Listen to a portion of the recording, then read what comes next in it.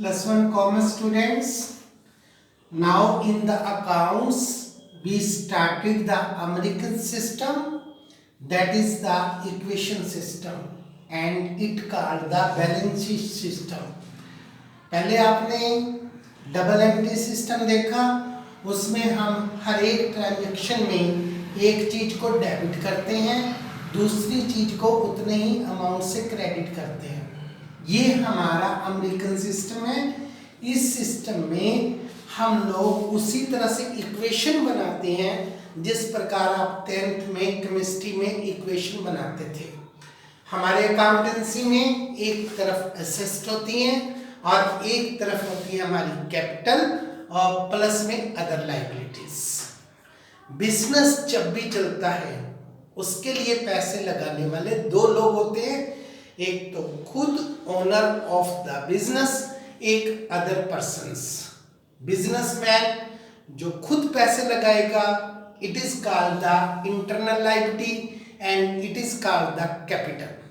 अब वो दूसरे लोगों से, बैंक से, रिलेटिव से, मार्केट से, फाइनेंस इंस्टीट्यूशन से पैसे उधार लेता है, then it called the other liabilities. इन दोनों से हमारे पास बिजनेस में पैदा होती है हमारी एसेट्स।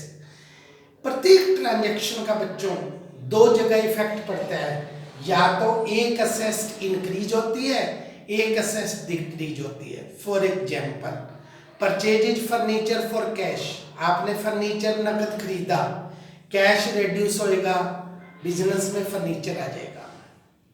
अगर आप कोई खर्चा दोगे, कैश रिड्यूस होएगा, ये बिजनेस के लिए एक्सपेंस है, इससे कैपिटल रिड्यूस होगी।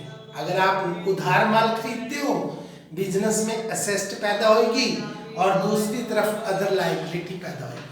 तो इन चीजों को देखकर प्रत्येक ट्रांजैक्शन के सामने हमने इक्वेशन बनानी है और प्रत्येक ट्रांजैक्शन के बाद आपने दोनों को बैलेंस करके देखना है, तब आपने आगे चलना है।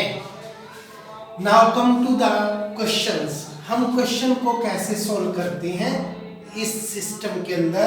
यहाँ पर हम लोग लिखते हैं ट्रांजैक्शन, इसके बिल्कुल सामने total assets equal to capital plus में अदर लायबिलिटीज।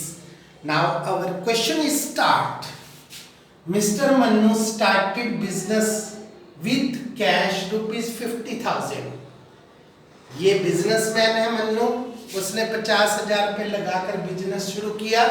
तो आप देख रहे हैं कैश के नीचे आ जाएगा 50,000, कैपिटल के नीचे आ जाएगा 50,000। अभी तक हमारी अदर लायबिलिटीज नील है। परचेज फर्नीचर फॉर कैश, अब आपने फर्नीचर नकद खरीदा, इससे कैश रिड्यूस होएगा, फर्नीचर इंक्रीज होएगा, एक असेस्ट प्लस होएगी, एक असेस्ट माइनस। तो कैश में माइनस कीजिए, प्लस में नई एसेट पैदा करेंगे हम फर्नीचर। कैपिटल पर नो इफेक्ट, अदर लायबिलिटीज नहीं। आप देख रहे हैं इधर का टोटल भी 50,000, इधर का भी 50,000। Next, purchase goods for cash. आप परचेज गुड्स ऑन क्रेडिट, आपने 4,000 रुपये का माल उधार खरीदा, तो इसका कैश पर कोई इफेक्ट नहीं पड़ेगा। फर्नीचर एज इट इज, और हमारी शॉप में पैदा हो जाएगा स्टॉक जिसमें हम डील करते हैं। कैपिटल पर कोई इफेक्ट नहीं पड़ेगा, और जिन लोगों से हम उधार माल खरीदते हैं उन्हें हम कहते हैं creditor, it is the other liabilities. तो आप देखेंगे टोटल 54,000। अब आप बच्चों इस पॉइंट को ध्यान से समझेंगे। हमने 500 रुपये की कीमत का माल, जिसकी कॉस्ट हमें 500 पड़ती थी, वो हमने 700 में सोल्व की, तो हमारे पास पैसा आएगा 700, माल जाएगा 500, 200 का प्रॉफिट हो गया। तो इसका इफेक्ट क्या पड़ेगा? Cash increase 700, stock decrease 500 and capital also increase 200। जब जब आपको प्रॉफिट होएगा कैपिटल इंक्रीज होएगी, अगर आप लॉस में बेचते हैं तो कैपिटल रिड्यूस होएगी। नेक्स्ट आपका है रिसीव्ड रेंट। अब किराए का प्राप्त करना, इससे हमारे पास पैसा आएगा बिजनेस में असेस्ट बढ़ेगी, दूसरी तरफ ये हमारे बिजनेस की इनकम है, कैपिटल क्या आएगी, इंक्रीज। तो आप कैपिटल में प्लस कीजिए और कैश में प्लस कीजिए, बाकी item same. Purchase goods for cash, आपने 1000 रुपए का नकद माल खरीदा, कैश रेड्यूस हो जाएगा, स्टॉक इंक्रीज हो जाएगा, other items are same. Withdraw for personal use, व्यापारी ने अपने घर के लिए पैसे निकाले, जब जब व्यापारी अपने घर के लिए पैसे निकालेगा, कैश रेड्यूस होएगा, कैपिटल रेड्यूस होएगी। अगर वो घर के लिए माल निकालेगा तो स्टॉक रेड्यूस होएगा और कैपिटल रेड्यूस होएगी। पेड टू क्रेडिटर, अब आपने अपनी लायबिलिटी की 400 रुपए की क्या कर दी, पेमेंट, इससे कैश रेड्यूस होएगा और आपके क्रेडिटर रेड्यूस होंगे।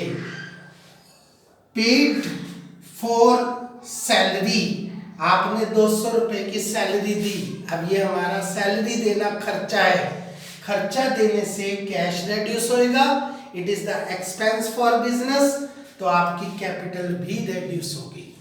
इस प्रकार से हमारी फाइनल इक्वेशन क्या बन जाएगी, कैश की पोजीशन हो जाएगी हमारी 48,100, फर्नीचर हमारे पास 500 और हमारा स्टॉक 4,500, इधर लायबिलिटी साइड में कैपिटल 49,500 एंड क्रेडिटर 3,600।